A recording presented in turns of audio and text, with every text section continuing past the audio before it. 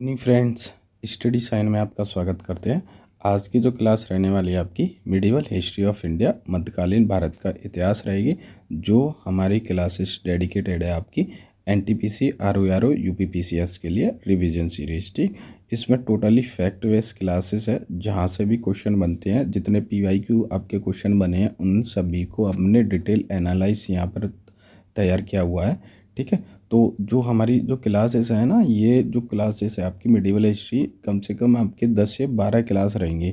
10 से 12 क्लास में कंप्लीट हो जाएगी। हर रोज़ाना आपकी 2 बजे क्लास अपलोड हो जाएगी, जो कि आपकी हिस्ट्री की रहेगी। ठीक है, मिडिवल हिस्ट्री के बाद में हम सबसे अब बाद में कराएंगे आपका मॉडर्न हिस्ट्री, क्योंकि मॉडर्न हिस्ट्री का सबसे अधिक वेटेज रहता है। ठीक, तो इसके बाद मॉडर्न हिस्ट्री कराएंगे। तो हम अपना टाइम टेबल देख लेते हैं, जो हमारे चैनल की क्लासों का जो टाइम टेबल है वो कौन सा रखा है। ठीक है, तो एक बार हम उसको डिटेल व्यू दे देते हैं और फिर उसके बाद में इसको स्टार्ट करते हैं। ठीक है, डेली करंट अफेयर आता है इसमें, और सेकंड क्लास रहती है आपकी ज्योग्राफी की रहती है, जो कि आपकी 10 बजे आती है डेली। ठीक, वहीं फिर पॉलिटी की देख लें। पॉलिटी रहता है आपका 12 बजे से क्लास रहती है पॉलिटी की, और हिस्ट्री की रहेंगी तो 2 बजे से क्लासेस आपकी अपलोड हो जाती है यूट्यूब पे। ठीक है, यहाँ से आप देख सकते हैं सारी क्लास पूरी डिटेल्स एनालाइज के साथ में। ठीक है, और जितने भी यूट्यूब चैनल पे कराए गए हैं ना, सभी ने कराए हैं, वो आधा अधूरा ही कराया, लेकिन हम पूरा कंप्लीट कोर्स कराएंगे आपके लिए।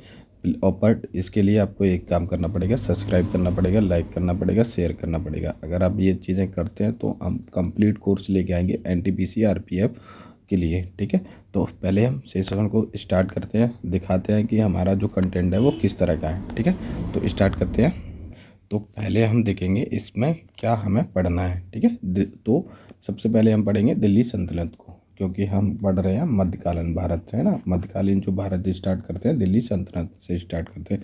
तो दिल्ली सल्तनत के अंतर क्या स्टार्ट करेंगे, तो महत्वपूर्ण तथ्य दे रखे हैं जो एग्जाम से इंटरव्यू इम्पोर्टेंट है, जो कि आपके पीवाईक्यू में आ चुके हैं वो वाले। ठीक है, उनके सारे फैक्ट हैं, वो डिटेल्स एनालाइज है। फिर आता है आपका गुलाम वंश, मामलुक वंश, खिलजी वंश, तुगलक वंश, सैयद वंश, लोधी वंश, और ये सल्तनत कालीन शासन व प्रशासन क्या था। ठीक है, तो ये क्या है आपके दिल्ली सल्तनत में, यहाँ से होता है आपका 1206 से लेके, ठीक है, 1206 से लेके आपका 1526 तक का टाइम पीरियड रहता है दिल्ली सल्तनत का। ठीक, तो इस टाइम पीरियड में क्या कौन कौन से आपके वंश रहे हैं, और किसने क्या प्रशासनिक सुधार किए हैं, क्या आर्थिक सुधार किए हैं, क्या सामाजिक सुधार किए हैं। ठीक है, तो ये डायरेक्ट क्वेश्चन पूछता है एग्जामिनर। ठीक, तो उसी को हम टारगेट करते हैं और स्टार्ट करते हैं। पहला आपका स्टार्ट होता है पहला दिल्ली सल्तनत, मिडिवल हिस्ट्री ऑफ इंडिया। ठीक है, इसमें हमें क्या देखने को मिलता है ना, तो इसमें हमें देखने को मिलता है 1206 से 1526 तक दिल्ली सल्तनत का टाइम पीरियड रहता है। ठीक है, जो कि आपका इसमें कई जो राजवंश है, कई राजवंशों ने इसमें शासन किया है। जैसे सबसे पहले देख लें तो आपका ये आता है गुलाम वंश। ठीक है, सबसे पहला था गुलाम वंश, जिसमें कुतुबी वंश था। ठीक है, तो जैसे दिल्ली सल्तनत है आपकी, दिल्ली सल्तनत स्टार्ट होती है जैसे कि आपका 1178 से, और जो आपका मोहम्मद गजनवी और ये आते हैं गौरी वगैरह, तो वहाँ से दिल्ली सल्तनत का स्टार्ट होता है। लेकिन ये जो टाइम पीरियड है ना, यहाँ से कुछ क्वेश्चन पूछे जाते हैं इफेक्टली। तो पहले हम बताएंगे आपको वंश बताएंगे, फिर उसके बाद में पूरी ये डिटेल बताएंगे स्टार्टिंग से कि कौन सा युद्ध कब हुआ, कैसे हुआ, क्योंकि जो एग्जामिनर पूछता है ना उसी हिसाब से इसको डिज़ाइन किया गया है। तो दिल्ली सल्तनत हुआ था 1206 से लेके 1526 तक। तो डायरेक्ट क्वेश्चन यहाँ से पूछ लेता है। पहला जो वंश था गुलाम वंश था, दूसरा आपका खिलजी वंश था जो 1290 से 1320 ईस्वी में चला, तीसरा रहता है आपका तुगलक वंश जो 1320 से 1414 ईस्वी में रहता है। ठीक है, फिर आता है आपका सैयद वंश, सैयद वंश रहता है आपका 1414 से 1451 तक रहा। लोधी वंश आपका रहा था 1451 से 1526 तक रहा। जो लोधी वंश है ना, लोधी वंश पहला अफगान जो अफगानिस्तान का था, अफगानों का वंश था लोधी वंश। ठीक है, जो इंडिया में रहा। पहला जो था गुलाम वंश, दूसरा था आपका खिलजी वंश। यहाँ से क्वेश्चन पूछ लेता है, सबसे कम जो शासन करने वाला था वंश था वो था खिलजी वंश, जिसने 30 वर्ष, ठीक है, कितने वर्ष, 30 वर्ष शासन किया था। तो सबसे कम शासन में रहने वाला वंश था खिजली वंश, और सबसे अधिक पूछता है तो तुगलक वंश बता देंगे। ठीक है, करीब 94 ईयर्स इसने शासन किया था। और अगर पूछता है तो स्टार्ट करेगा ये अफ़गान जो शासन था, अफ़गानों का शासन था पहला, तो लोदी वंश में, ठीक है, जो दिल्ली पर शासन किया। अब पहले से देख लेंगे, अब भी हमें देख लिया, इनका क्रम देख लिया, इनको क्रम में याद रखना है। और अगर आप इसके पीडीएफ चाहते हैं तो कमेंट में आप पीडीएफ बोल देना, हम पीडीएफ को प्रोवाइड करा देंगे, नहीं तो आप अपना नोट्स खुद से बना सकते हो।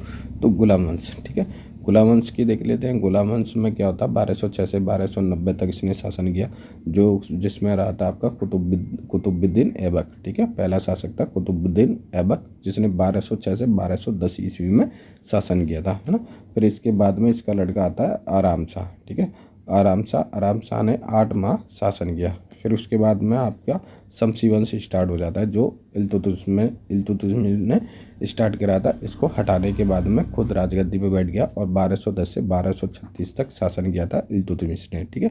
तो ये पेयर वाले सवाल है, यहाँ से पेयर वाले सवाल बनते हैं, तो इनको तो इनको ध्यान में रखना है भाई, ठीक है, डेट को याद रखना है। 1210 से 1236 तक इल्तुतमिश रहता है। फिर उसके बाद आता है रुकनुद्दीन फिरोज शाह, जिसने 1236 ईस्वी में शासन किया, ठीक है। फिर उसके बाद में आ जाता है रजिया सुल्तान, मतलब भारत की पहली महिला शासक कौन थी, रजिया सुल्तान थी, जिसने 1236 से लेके 1244 तक शासन किया था, ठीक है। तो ये 4 साल इसने शासन किया था, है ना। इसकी डिटेल एनालिसिस जो आपके आने वाली जो है उसमें करेंगे पहले। फिर उसके बाद आता है मुइज़ुद्दीन बाराम शाह, जो 1240 से 1242 ईस्वी में रहा था। इसका पर्पज़ ये है कि आपको पूरा जो आपका क्रम रहता है, जो सुल्तानों का क्रम था, वो इसमें बताना था और उनका टाइम पीरियड बताना था। क्योंकि जब RO UPPCS वगैरह में पूछता है तो यहीं से सवाल पूछ लेता है, सीधे डायरेक्टली पूछ लेता है पेयर बनाने के लिए, इसलिए इनको एक साइड में कर दिया गया है। फिर आता है आपका नसरुद्दीन महमूद, ठीक है, जो अंतिम था, जिसने 1246 ईस्वी में, कितने 1246 से 1266 ईस्वी तक करा था, लगभग ये आपके 20 साल, ठीक है, इसने शासन किया। फिर होता है आपका बलवी वंश, है ना, ये गुलाब वंश के अंतर्गत आते हैं। गुलाब वंश का जो आपका सबसे लास्ट वाला था बलबनी वंश था, जिसमें गयासुद्दीन बलबन ने इसकी स्थापना करी थी 1266 से 1287 ईस्वी में, ठीक है। फिर उसके बाद में इसका लड़का आता है कैकुबाद ने 1287 से 1290 में लगभग 3 साल इसने शासन किया था। फिर कैकुबाद पे से आता है कुमर्स ने 1290 ईस्वी में शासन किया था, ठीक है। यहाँ से फिर ये ख़त्म हो जाता है। फिर आ जाता है आपका दिल्ली वंश, है ना, खिलजी वंश जो आता है 1290 से 1320 में रहता है, जिसकी स्थापना करी थी खिलजी वंश की जलालुद्दीन खिलजी ने। किसने, जलालुद्दीन खिलजी ने 1290 से 1296 में, लगभग 6 साल इसने शासन किया था। और फिर उसके बाद आता है अलाउद्दीन खिलजी, जो 1296 से लेकर 1316 ईस्वी तक शासन करता है। उसके बाद में आता है सिराजुद्दीन उमर, ठीक है। फिर आता है कुतुबुद्दीन मुबारक, और फिर आता है नासिरुद्दीन खिजरो, ठीक है। ये पूछ लेगा लास्ट वाला कि खिलजी वंश का जो अंतिम शासक था नसरुद्दीन खुसरो था, और जो स्थापना करी थी खिलजी वंश था, और सबसे अधिक जो प्रतिभाशाली और वो, है ना, साम्राज्य विस्तार करने वाला था अलाउद्दीन खिलजी, जिसने कई सारे रिफॉर्म कराए थे। तो अलाउद्दीन खिलजी इसमें मोस्ट इम्पोर्टेंट है, ठीक है। फिर आता है आपका तुगलक वंश ने रहा था 1320 से 1414 ईस्वी में रहा, ठीक है। इसकी स्थापना करी थी आपकी गयासुद्दीन तुगलक ने, और इसका जो टाइम पीरियड आता है गयासुद्दीन तुगलक का 1320 से 1325 ईस्वी में रहता है, ठीक है। फिर उसके बाद आता है मोहम्मद बिन तुगलक, है ना, इसको 1325 से 1351 तक ये शासन करता है। फिर इसके बाद आ जाता है फिरोज शाह तुगलक, जिसने 1351 से 1388 तक शासन किया ना। फिर आता है नसरुद्दीन महमूद तुगलक, जो 1398 ईस्वी में रहता है। अब देख लेते हैं सैयद वंश आ जाता है। फिर इसके बाद में तुगलक वंश के बाद में कौन सा वंश आता है, सैयद वंश रहता है आपका 1414 से 1451 तक रहता है, जिसकी स्थापना करी थी खिज्र खान ने, ठीक है। तो सैयद वंश की स्थापना खिज्र खान ने करी थी, कब करी थी, 1414 ईस्वी में ना। फिर खिज्र खान के बाद आता है आपका मुबारक शाह ने करी थी 1421 ईस्वी में, मुबारक शाह रहता सुल्तान। फिर उसके बाद में आता है मुबारक शाह के बाद में रखते हैं अलाउद्दीन आलम शाह, जो कि 1398 में इसने शासन किया। फिर देख रहे हैं लोधी वंश, जो अफ़गानी वंश था, जो पहला अफ़गानी वंश था, जिसने बहलोल लोधी, ठीक है, किसने, बहलोल लोधी ने 1451 में इसमें स्थापना करी थी, और 1489 मतलब 1489 तक इसने सर्वाइव किया। फिर आता आपका सिकंदर लोधी, जो 1489 से लेकर 1517 ईस्वी तक यहाँ पर शासन करता है। फिर सिकंदर लोदी के बाद आ जाता है आपका इब्राहिम लोदी। ठीक है, इब्राहिम लोदी ने 1717 से 1517 से 1526 तक शासन किया है। ठीक है, 1526 में हो जाता है आपका युद्ध, जिसको बोलते हैं पानीपत का युद्ध। ठीक है, कौन सा? पानीपत का प्रथम युद्ध। इनके बीच में हुआ था आपका फर्स्ट बैटल हुआ था आपका बाबर। ठीक है, बाबर और बाबर बीस इब्राहिम लोदी, इनके बीच में युद्ध होता है जिसमें बाबर की विजय हो जाती है। तो इसको डिटेल में बताएंगे आगे वाले। ठीक है, फिर देखते हैं जैसे सल्तनत कालीन जो प्रमुख शासक थे, है ना, कौन कौन से रहे, जो मैंने अभी बता दिए थे वही हैं। जैसे सल्तनत कालीन में प्रमुख शासक देखें तो भारत में मुस्लिम आक्रमण को देख लेते हैं। तो कौन कब आया था? तो जैसे मोहम्मद बिन कासिम पहले आया था, मोहम्मद बिन कासिम। ठीक है, दूसरे पे आया था महमूद गजनबी और तीसरा आता है आपका तैमूर लंग।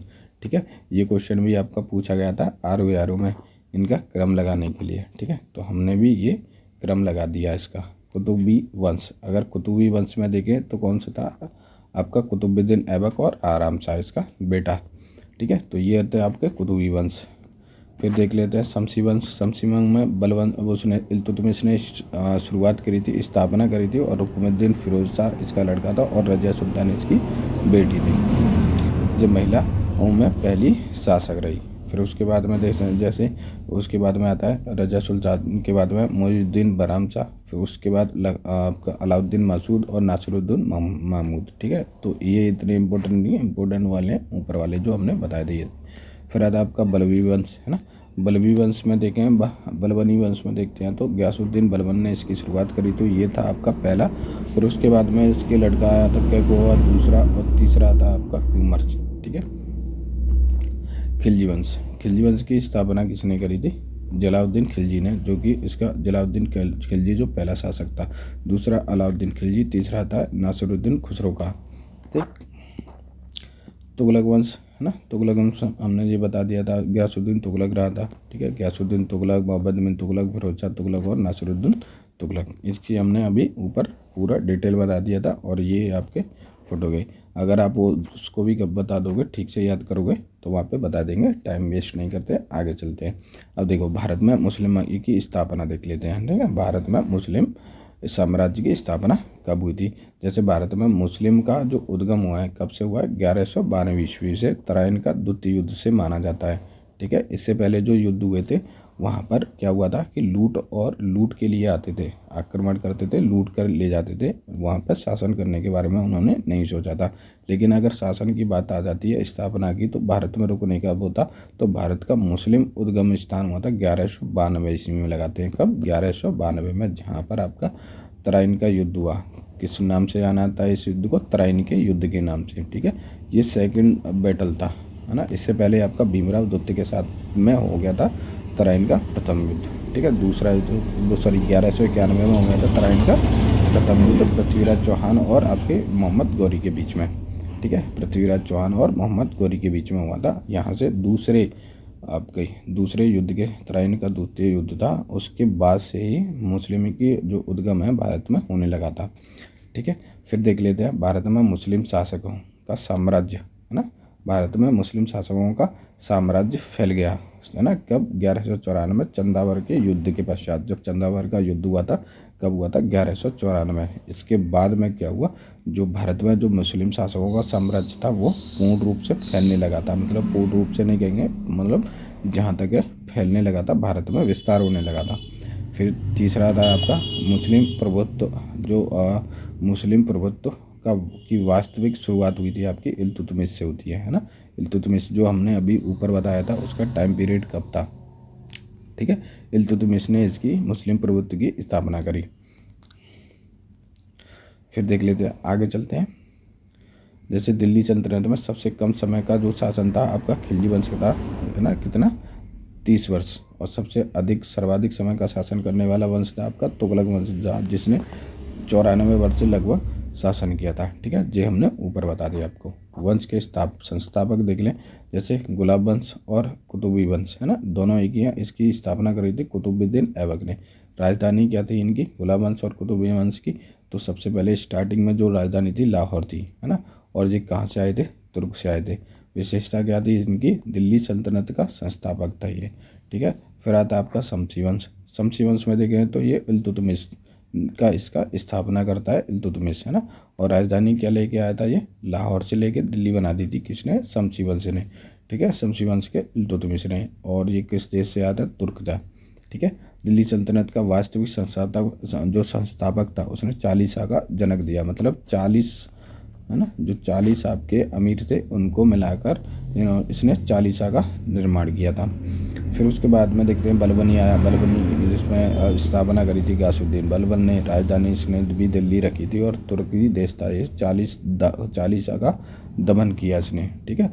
मतलब 40 को जो आपके इल्तुतमिश ने स्टार्ट करी थी 40 अमीरों को मिलाकर, उसने क्या, बलबनी ने इसका ख़त्म कर दिया, मतलब इसको समाप्त कर दिया। तो ये पॉइंट भी बन जाता है, पूछ लेता है, इस तरह से पूछ लेगा कि किस शासक ने जो चहलगामी थे 40 थे उसको ख़त्म किया था, समाप्त कर दिया था, तो बलबनी वंश ने, ठीक है। बलबनी वंश में गयासुद्दीन बलबन ने इसको समाप्त कर दिया था। फिर देखते हैं खिलजी वंश, ठीक है। खिलजी वंश में जलालुद्दीन खिलजी शासक था, जिसने दिल्ली की राजधानी थी और तुर्क ये आया था, ये तुर्क से सबसे कम समय काल वाला आपका वंश है खिलजी वंश। फिर देखते हैं आपका तुगलक, है ना। तुगलक वंश में देखें तो गयासुद्दीन तुगलक ने इसकी स्थापना करी थी, गाजी मलिक की उपाधि इसने धारण करी थी। और इसकी जो गयासुद्दीन तुगलक की जो राजधानी रखी है वो दिल्ली रहेगी थी, ठीक है। और फिर ये कहाँ से आया था, तुर्क था, सबसे अधिक शासन करने वाला आपका वंश। सैयद वंश देखें तो इसकी स्थापना खिज़र खान ने करी थी, दिल्ली इसका क्या है, राजधानी है। और क्या, तुर्क, ये भी एक तुर्क था, सैयद में खिज़र खान। फिर देखते हैं लोधी वंश। लोधी वंश था एक, बहलोल लोधी ने स्थापना करी थी लोधी वंश की, और स्थान क्या था, दिल्ली वंश, दिल्ली में इसका मुख्यालय है। और ये अफगान, भारत का प्रथम अफगान वंश, ठीक।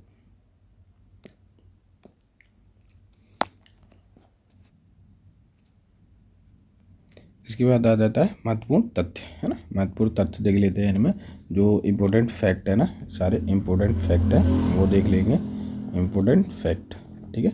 इम्पोर्टेंट फैक्ट में देखेंगे, दिल्ली सल्तनत का जो संस्थापक है कुतुबुद्दीन ऐबक है। दिल्ली सल्तनत का वास्तविक संस्थापक पूछता है तो इल्तुतमिश लगाना आंसर, ठीक है।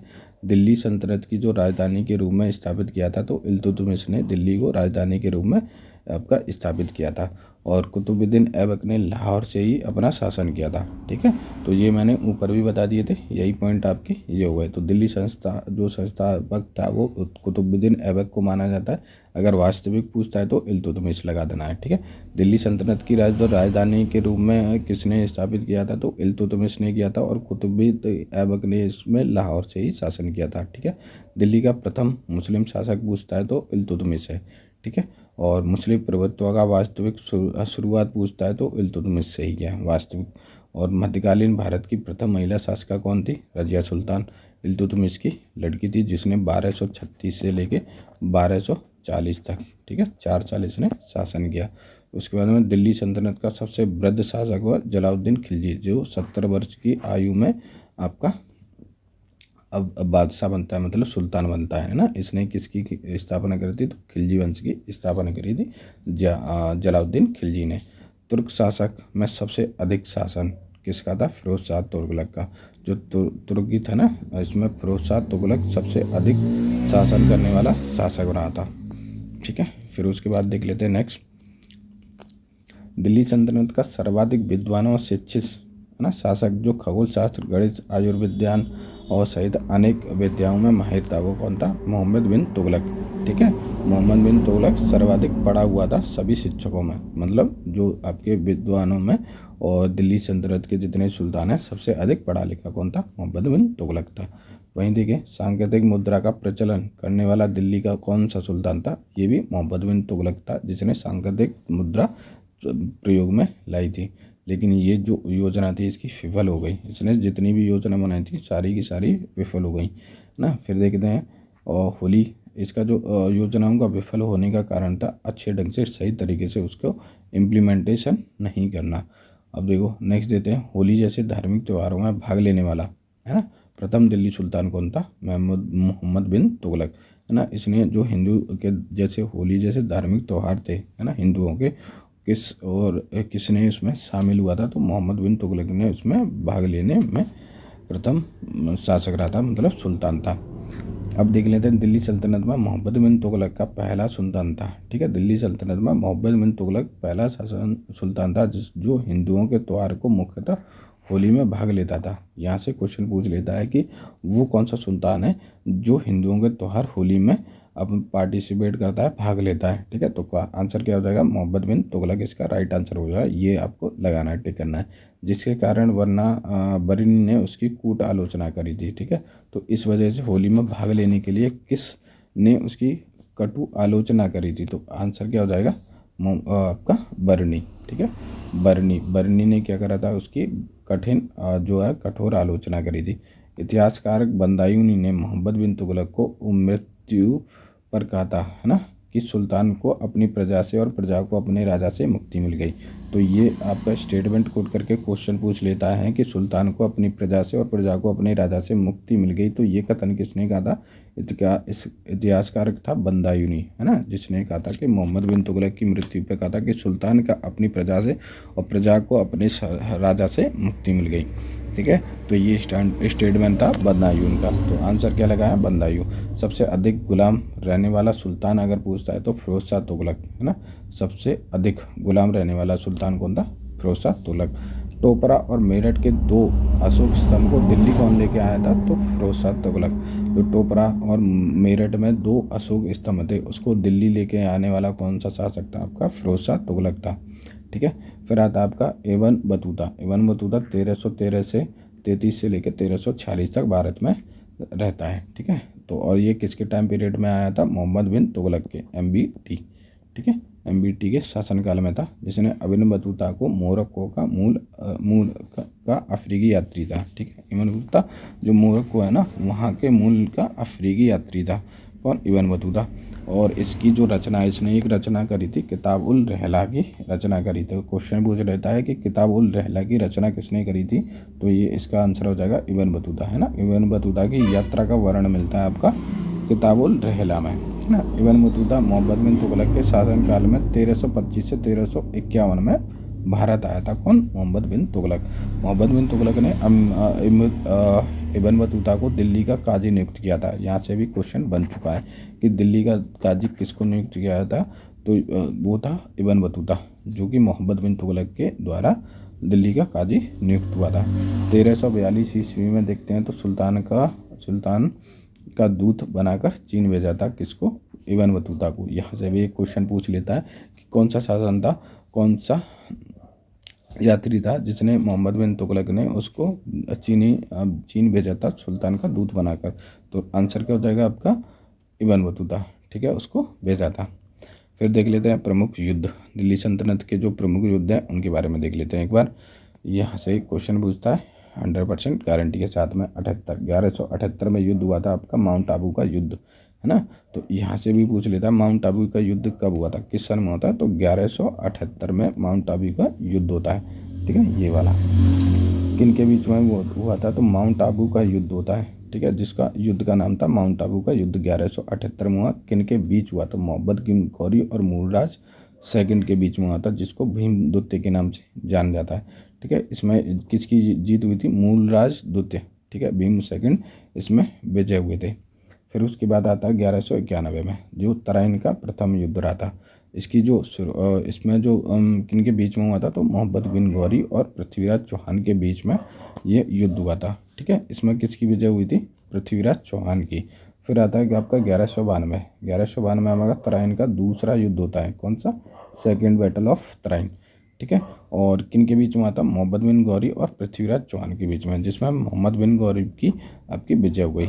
इसमें भी कारण रहा था, जैसे पृथ्वीराज चौहान ने पहला युद्ध जीता था, तराइन का प्रथम युद्ध जीतने के बाद में वो रिलैक्स मोड में चला गया और उसने कई जगह पर डांस वगैरह और ये झूम में चले गए थे, मस्ती में चले गए थे इनकी सेना।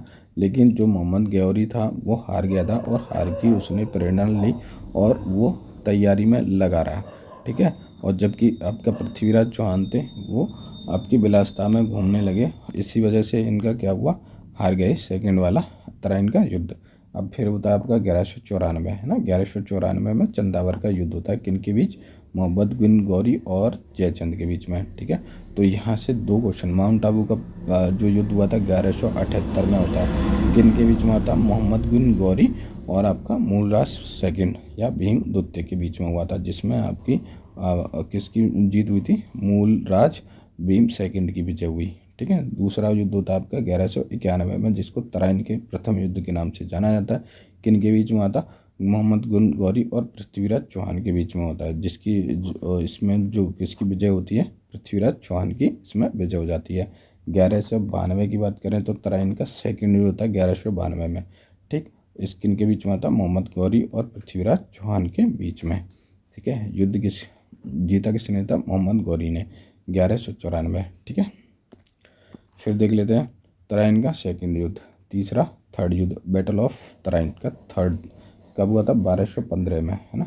पानी का तीसरा युद्ध हुआ था 1215 में तराइन का। ठीक है, और किन के बीच में हुआ था? इल्तुतमिश और याल्दौज के बीच में हुआ था, है ना। और इसमें किसकी विजय होती?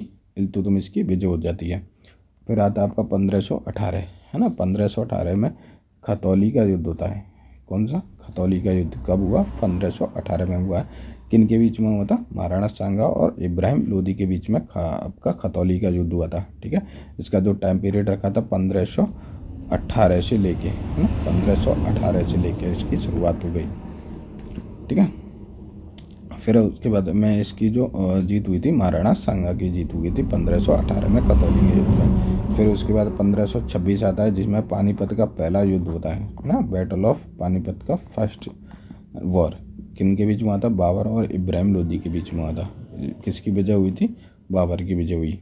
ठीक है, दिल्ली सल्तनत व लोदी वंश समाप्त, मुगल वंश की स्थापना हो जाती है 1526 में।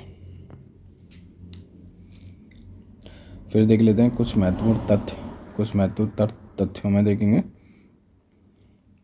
आपके मंगोल आक्रमण। ठीक है, यहाँ से यूपीएससी में भी सवाल पूछा गया था आपका, ये पूछा था 2022 में। ठीक है, 2022 में ये सवाल पूछा गया था। यहाँ से एक सवाल बताएंगे जब वो आएगा। तो देख लेते हैं पहले प्रथम मंगोल आक्रमण। पहला जो मंगोल आक्रमण हुआ था कब हुआ? 1221 ईस्वी में होता है पहला मंगोल आक्रमण। ठीक है, कौन करता है? चंगेज खान इसका आक्रमण करता है और इल्तुतमिश के शासनकाल में। ठीक है, तो यहाँ से क्वेश्चन बन जाएगा कि जो प्रथम मंगोल आक्रमण हुआ था वो किसके शासनकाल में हुआ? तो दिल्ली सल्तनत, है ना, दिल्ली जो इल्तुतमिश था उसके शासनकाल में मंगोल आक्रमण हुआ 1221 ईस्वी में, है ना। चंगेज का इसका नेता था। फिर वहीं देखें 1221 ईस्वी में मंगोल शासक चंगेज का, ठीक है, फारस के शासक जलालुद्दीन बरनी मांग बरनी का पीछा करते हुए भारत सिंध घाटी तक पहुंचा था। कौन? मंगोल, है ना। मंगोल जो शासक चंगेज खान था ना, वो फारस का शासक था जलालुद्दीन मांगजी, है ना।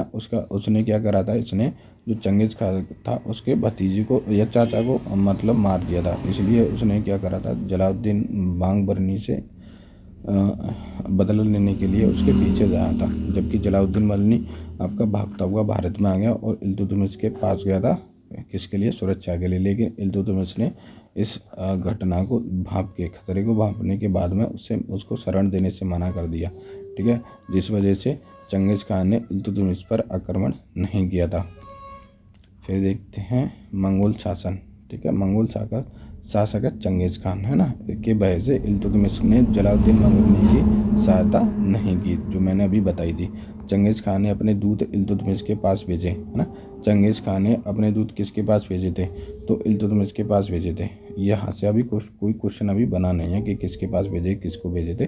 तो सहायता न करने पर इल्तुतमिश ने मांगुरनी की कोई सहायता नहीं की। यहाँ ये पूछा था कि किसने सहायता नहीं करी थी, तो वो था इल्तुतमिश, है ना, मांगुरनी। और ये भी पूछ लेता है कि मंगोलों का प्रथम आक्रमण किसके राजा के शासनकाल में हुआ था? तो मंगोलों के शासन में। ठीक है, मांगुरनी भारत से चला गया तो इस समस्या का समाधान हो गया। फिर देखें सर्वाधिक मंगोल आक्रमण किस शासक, दिल्ली सल्तनत के शासक के समय हुआ था? सुल्तान के समय अलाउद्दीन खिलजी के समय दिल्ली पर सर्वाधिक मंगोल आक्रमण हुए थे। ठीक, तो ये भी आपका मेमोरेबल पॉइंट है। फिर देख लें 29 बार मंगोलों का आक्रमण को, है ना, विफल किया था। मतलब 29 बार मंगोलों ने आक्रमण करा था भारत पर और 2900 बार क्या कर दिया उसका, इसको विफल कर दिया। तो कौन था वो? गयासुद्दीन तुगलक, इसने गाजी शाही की उपाधि ली थी। फिर देख लेते हैं, गयासुद्दीन तुगलक अलाउद्दीन खिलजी का सेनापति था। कौन? गयासुद्दीन तुगलक अलाउद्दीन खिलजी का सेनापति रहा था। ठीक है, गयासुद्दीन तुगलक ने 29 बार मंगोलों के आक्रमण को विफल किया था, इसलिए वह से गाजी मलिक का नाम प्रसिद्ध है। ठीक है, तो गाजी मलिक के नाम से कौन सा सुल्तान प्रसिद्ध है? तो गयासुद्दीन तुगलक, जिसको गाजी मलिक के नाम से भी जाना जाता है। फिर उसके बाद में आता है, एक बार मंगोल आक्रमण मोहम्मद बिन तुगलक के समय हुआ था। तो अगर स्टेटमेंट में पूछ लेता है कि मोहम्मद बिन तुगलक के समय मंगोलों का आक्रमण हुआ था, तो इसका राइट आंसर हो जाएगा हुआ था। ठीक है, एक बार हुआ था, लेकिन हुआ था किस समय? मोहम्मद बिन तुगलक के शासन में। फिर देखते हैं चालीसा, चहलगामी जिसको बोलते हैं ना, 40 लोगों का समूह था। किसने शुरुआत की थी? इल्तुतमिश ने। ठीक है, इल्तुतमिश ने शुरुआत करी थी 1290 से। ठीक है, और इसमें क्या था? 40 गुलाम थे। 40 गुलाम अमीरों का एक दल था, इसको 40 से बनाया था, है ना, किसने? इल्तुतमिश ने। वहीं जिसमें इल्तुतमिश के जो गुलाम थे, है ना, ये इल्तुतमिश भी गुलाम था, लेकिन इल्तुतमिश के भी गुलाम थे, जैसे नसरुद्दीन महमूद और गयासुद्दीन बलबन, है ना। 40 को दमन किया था आपका गयासुद्दीन बलबन ने, 40 को समाप्त कर दिया था। ठीक है, फिर देख लेते हैं नहर, है ना, नहर किसने बनवाई थी? नहरों का निर्माण देख लेते हैं। सिंचाई के लिए नहरों का निर्माण करने वाला प्रथम सुल्तान कौन था? गयासुद्दीन तुगलक और या गाजी शाही, है ना। तो शाह गाजी की उपाधि वाला, तो नहरों का सर्वाधिक जो निर्माण कराने वाला था शासक था आपका गयासुद्दीन तुगलक। ठीक है, और भारत में नहरों के बड़े जाल का निर्माण कराने वाला कौन था? उसका फिरोज शाह तुगलक। अगर यहाँ से क्वेश्चन पूछ लेता है सिंचाई के लिए नहरों की व्यवस्था करने वाला शासक था, तो गयासुद्दीन बलबन हो जाएगा। ठीक है, गयासुद्दीन बलबन। अगर पूछता है कि दिल्ली भारत में नहरों का बड़ा जल, है ना, नहरों का बड़ा जल किसने शुरुआत कर रखी है नहरों का? तो सुल्तान जो भारत में अपने में बैठ कर नहरों के बड़े जल का निर्माण कराया था आपका फिरोज शाह तुगलक ने। फिर आता है त्यौहार प्रथा। त्यौहार प्रथा क्या थी? जैसे निर्माता गयासुद्दीन बलबन, है ना, इसने क्या प्रथा चलाई थी? तो नवरोज इसने शुरुआत की थी बलबन ने। सिजदा ए पाबोस की स्थापना करी थी। ठीक है, तो ये हो गया आपका त्योहारों में। इसकी विशेषता क्या थी नवरोज की? तो ये फारसी त्योहारों का नवरोज को आरंभ करवाया था। ठीक है, किसने? जो सिजदा था इसमें भूमि पर लेकर अभिनंदन करना। ठीक है, और सुल्तान के चरणों के नमूना लेना। फिर देख लेते हैं तुर्क जाति ने क्या करा था। तुर्क जाति ने कुतुबुद्दीन ऐबक था, है ना, किस जनजाति का तुर्क था? ऐबक का। इल्तुतमिश ने इलवरी की स्थापना और गयासुद्दीन बलबन ने इलवरी की स्थापना। ठीक है, अब देख लेते हैं सिक्का। सिक्के के बारे में देख लेते हैं, सिक्का किसने जारी करा था? तो ये हो गया आपका सिक्का। सिक्का को देख रहे हैं तो इल्तुतमिश ने, है ना, सबसे पहले देखेंगे इल्तुतमिश ने 2 सिक्के चलाए थे। एक तो चलाया था चांदी का टका और दूसरा चलाया था तांबे का जीतल। ठीक है, तो चांदी का टका और तांबे का जीतल किसने शुरुआत की थी? आपकी इल्तुतमिश ने। ठीक है, इसकी अगर विशेषताएं देखें दोनों की, तो प्रथम तुर्क सुल्तान था जिसने शुद्ध अरबी के सिक्के चलाए थे। कौन था? इल्तुतमिश। यहाँ से सीधा क्वेश्चन पूछ लेता है शुद्ध अरबी सिक्के चलाने वाला कौन सा शासक था? तुम्हारा इल्तुतमिश। ठीक है, सिक्के के एक और बगदाद का खलीफा का नाम लिखा हुआ है और सिक्के पर टकसाल का नाम लिखवाने की परंपरा शुरू हो गई है, मतलब सिक्के पर नाम लिखवा सकते हैं। ठीक है,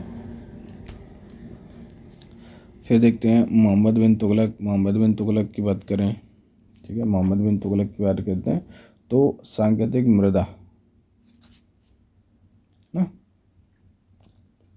जैसे मोहम्मद बिन तुगलक ने क्या कहा था? संपूर्ण विश्व में चांदी की कमी हो गई थी, मतलब पूरे वर्ल्ड में चांदी की कुछ कमी चल रही थी, इसलिए क्या किया था? सांकेतिक मुद्रा चलाई थी। किसने? मोहम्मद बिन तुगलक ने सांकेतिक मुद्रा चलाई और लोगों ने अपने घरों में, ठीक है, तांबे के सिक्के बनाना शुरू कर दिया। तांबे के सिक्के की अधिकता हो गई और चांदी के सिक्कों को तांबे से एक्सचेंज करने को कहा। लोगों ने रात भर और सिक्के बनाया। फिर देख लेते हैं कुतुबुद्दीन ऐबक का क्या योगदान था, है ना। पारंपरिक संबंधक नीति थी व्यवस्था में। कुतुबुद्दीन ऐबक को भारत के शासन में सफलता मिली, है ना, क्योंकि उसने समकालीन शासकों के साथ पारिवारिक संबंध स्थापित किए थे, इसलिए उसको क्या मिला था आपका सफलता। ठीक है, फिर देखते हैं ताजुद्दीन यल्दौज गजनी का शासक था। कुतुबुद्दीन ऐबक ने ताजुद्दीन यल्दौज की पुत्री से विवाह कराया था। नसरुद्दीन कुबाचा सुल्तान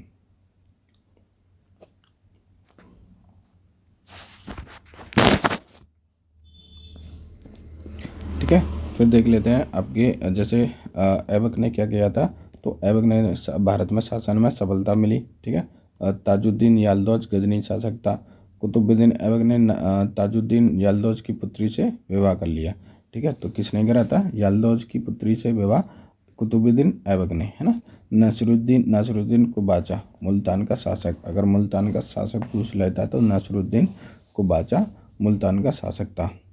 वही कुतुबुद्दीन ऐबक की बहन का विवाह इल्तुतमिश गुलाम दामाद और कुतुबुद्दीन ऐबक की पुत्री का विवाह,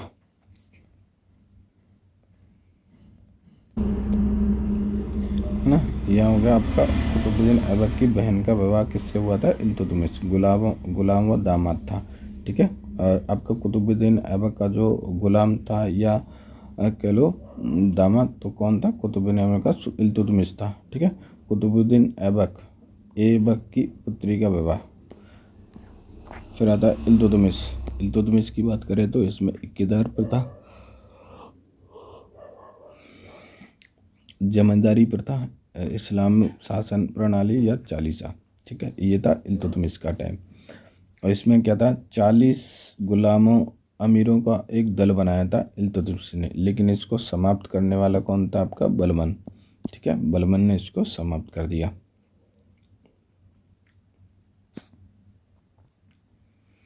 ठीक है, इल्तुतमिश हो गया। लौह रक्त की स्थिति, ठीक है, किसने, अब देखो यहाँ पे आ जाता है आपका गयासुद्दीन बलबन, है ना। गयासुद्दीन बलबन में लोहा व रक्त की नीति लेके आता। राजस्व का दैवीय सिद्धांत गयासुद्दीन बलबन या IIMT गयासुद्दीन बलबन सिक्का।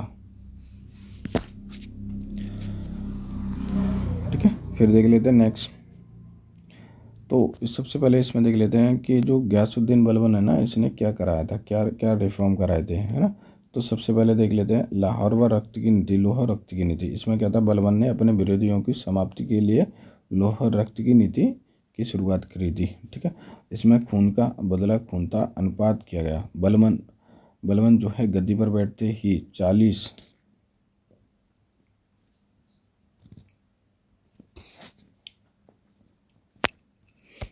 ठीक है, तो यहाँ पे हो गया आपका कंप्लीट लाहौर से। और कौन कौन आया था, बलबन गद्दी पर बैठते ही 40 को नष्ट कर दिया और इसने इल्तुतमिश परिवार के, ठीक है, इल्तुतमिश परिवार के सभी सदस्यों को मरवा दिया था।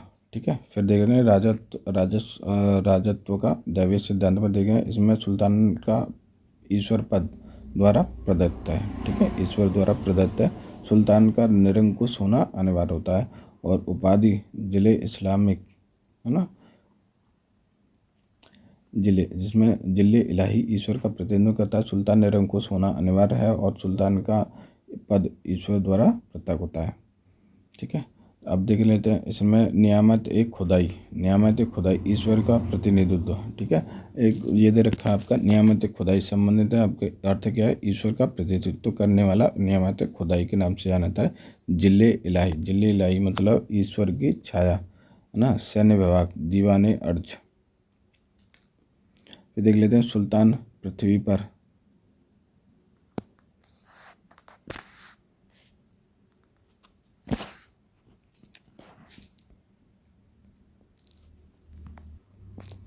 है ना।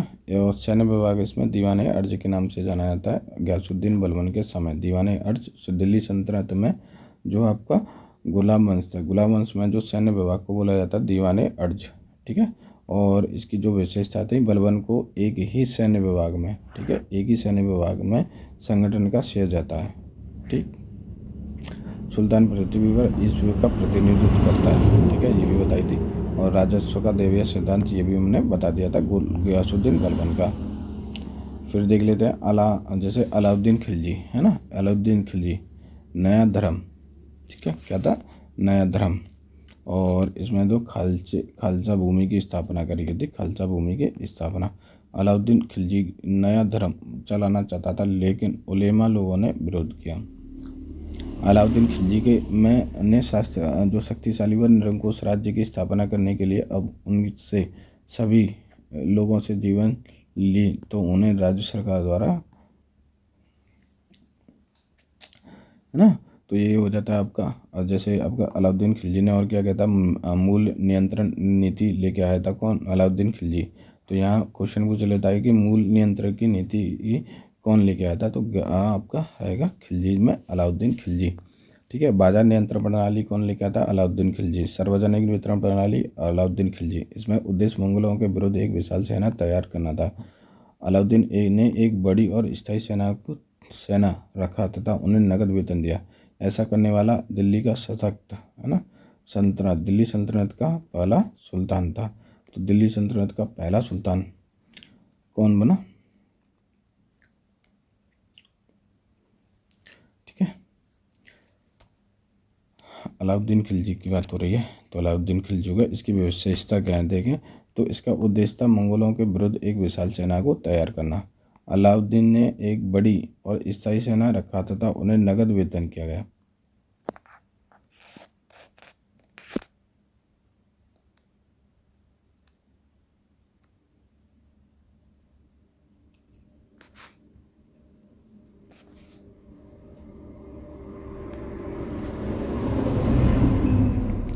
ठीक है, तो यहाँ से सबसे अधिक क्वेश्चन पूछ जाते हैं तो अलाउद्दीन खिलजी से। जैसे मूल्य नियंत्रण नीति कौन लेके आता, अलाउद्दीन खिलजी। बाजार नियंत्रण नीति कौन लेके आता, अलाउद्दीन खिलजी। सार्वजनिक वितरण प्रणाली कौन लेके आता, अलाउद्दीन खिलजी। इसका जो उद्देश्य था मंगोलों के विरुद्ध एक विशाल सेना को तैयार करना था, ठीक है, किसका था, अलाउद्दीन खिलजी चाहता था। अलाउद्दीन ने एक बड़ी और स्थायी सेना को रखा तथा उन्हें नगद वेतन दिया था। तो सबसे पहले नगद वेतन देने वाला कौन सा सुल्तान था, अलाउद्दीन खिलजी ने नगद वेतन स्टार्ट किया था। ऐसा करने वाला दिल्ली सल्तनत का पहला सुल्तान बन गया। सेना का खर्च कम करने के लिए अलाउद्दीन सेना के वेतन में कमी की, परंतु उसे सैनिक सुविधापूर्ण रह सके, इसलिए उसने वस्तुओं को कीमत में कर दिया था, ठीक है। तो ये नहीं है, ये जो हमने बताया था सेना, नगद वेतन और बड़ी स्थायी सेना। मोहम्मद बिन तुगलक के बारे में देख लेते हैं। मोहम्मद बिन तुगलक, है ना, मोहम्मद बिन तुगलक में क्या था, दीवाने अमीर कोही, है ना, जो की आपकी निर्माण कराया था, दीवाने अमीर कोही की स्थापना करी थी। और ये कैसा कौन सा विभाग था, आपका कृषि विभाग, ठीक है, ये था आपका कृषि विभाग। राजधानी परिवर्तन देखें तो राजधानी दिल्ली में देवगिरी, दौलताबाद, तुगलकाबाद, औरंगाबाद थे ले गया था। तो राजधानी क्या थी, मोहम्मद बिन तुगलक ने कौन कौन सी राजधानियों को चेंज किया। तो सबसे पहले उसको दिल्ली मिली थी, है ना, दिल्ली से इसने क्या कर दिया, देवगिरी कर दिया था, है ना, दौलताबाद या तुगलकाबाद इसका औरंगाबाद ले गया, ठीक। फिर उसके बाद देख लेते हैं जैसे दीवाने खैरात का मतलब होता है बेरोजगार कार्यालय, ठीक है। इसमें मुस्लिम बेरोजगारों को रोजगार दिलवाया, ठीक है, दिलवाया। और दानशाला।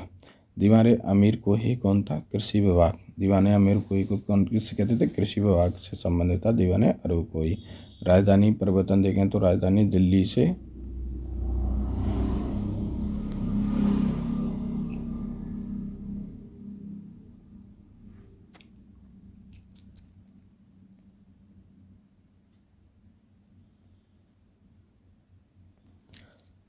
फिर आता दीवाने खैरात बता दिया, कार्यालय बताया दारुल सफ़ा के था, खैराती अस्पताल था दारुल सफ़ा, ठीक है। तो ये जो सारे के सारे आपके इम्पोर्टेंट हैं, इनको आपको एक नोटबुक में लिख लो एक ही लाइन से, ताकि जब रिवीजन करो तो इजीली रिवीजन हो जाए, है ना। तो एक छोटी सी न्यूज़ दे देंगे, कल से जो आपका कल रहेगा आपका मंडे, ठीक है, सॉरी ट्यूसडे है, ट्यूसडे को हम इसकी नेक्स्ट क्लास कराएंगे। इसका तो पार्ट चलता ही रहेगा, डेली अपलोड हो जाएगी क्लास, और आपको इसको शेयर सब्सक्राइब लाइक करते रहना है, ताकि और भी वीडियो लेके आ सकें हम और आप इसका फ़ायदा ले सको, ठीक है। तो दीवाने बदगांव, है ना, दीवाने बदगांव, दारुल सफ़ा कौन था, खैराती अस्पताल कहते थे। अब देखें दीवाने बदगांव का मतलब है दासों की देख रेख के लिए दीवाने बदगांव। तो आंसर पूछ लेता दीवाने बदगांव किससे संबंधित था, तो जो दास थे ना, दास, उनकी देखरेख के लिए। दिल्ली सल्तनत में सबसे अधिक गुलामों वाला शासक कौन था? ठीक है, गुलामों वाला शासक फिरोज शाह तुगलकी था। इसने लोक निर्माण विभाग किया था। यहाँ से क्वेश्चन पूछ लेता है, गुलाब वाला शासक कौन था? लोक निर्माण विभाग ना, लोक निर्माण विभाग, जिसमें 5 नए शहरों का नियंत्रण किया जाता था। कौन सा था? फतेहाबाद, हिसार, फिरोजपुर, जौनपुर और फिरोजाबाद। ठीक है, इसमें 1200 फल के बाग थे, 40 मस्जिदें, 30 विद्यालय और 20 महल थे, 100 सराय, 200 नगर, 100 अस्पताल। पुलों व नहरों का जाल बिछाने वाला था फिरोज शाह तुगलक। फल के बाग, फलों की गुणवत्ता को सुधारने के लिए अशोक के स्तंभ को दिल्ली लाकर पुनः स्थापित किया था। तो फलों की गुणवत्ता को सुधारने के लिए क्या किया था? अशोक के स्तंभ को दिल्ली लाकर पुनः स्थापित कर दिया।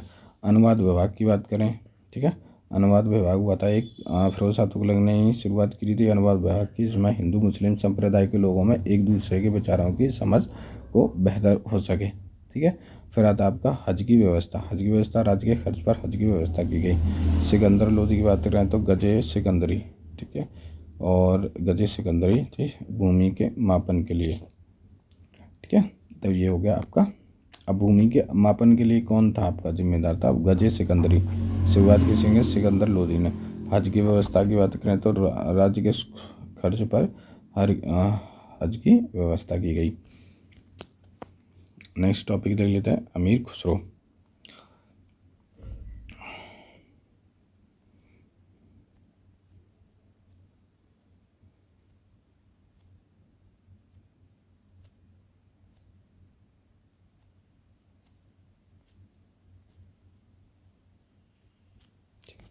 तो अभी हम करेंगे अमीर खुसरो को कर लेंगे, और उसके बाद हम करेंगे कल वाली वीडियो में। आज का जो टाइम है वो ख़त्म हो गया, क्योंकि ये जो क्लास है आपकी रिकॉर्ड हो रही है मोबाइल से, है ना।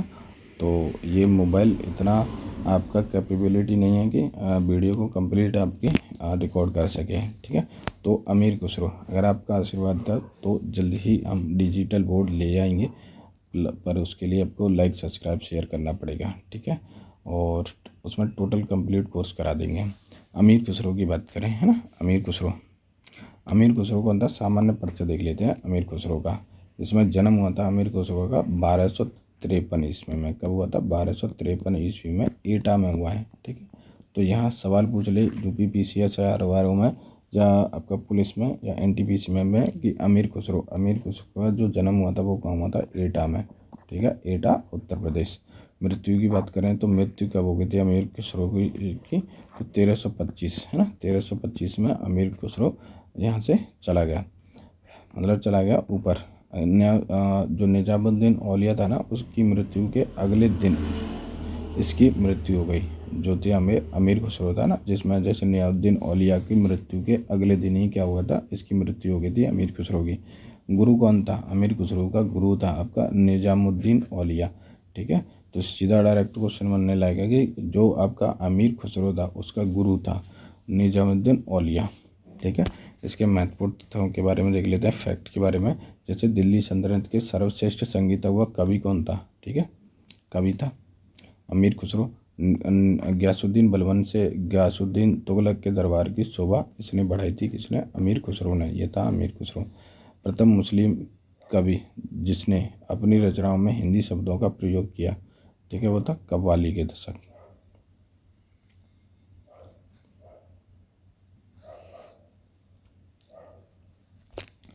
तो आज के लिए क्लास को यहीं स्टॉप कर देते हैं, क्योंकि इसका जो डेटा है ना काफ़ी लंबा हो जाएगा, और मोबाइल इतना कैपेबिलिटी नहीं है कि सारी की एक ही साथ में ये 1 या 1.5 घंटे की वीडियो को अपलोड कर दे।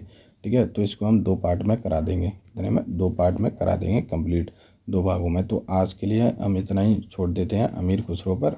अमीर खुसरो से कल आगे लेके चलेंगे। ठीक है, तो इसमें अगर वीडियो आपको अच्छी लगती है, डेटा अगर अच्छा लगता है, तो प्लीज़ इसको सब्सक्राइब करना देना दोस्तों। ठीक है, तो आज की क्लास को हम समाप्त करते हैं। थैंक यू, धन्यवाद। और कल आपकी 2 बजे स्टार्ट हो जाएगी फिर से क्लास, तो उसमें भी आप एनरोलमेंट कर सकते हैं। ठीक है, तो थैंक यू, धन्यवाद।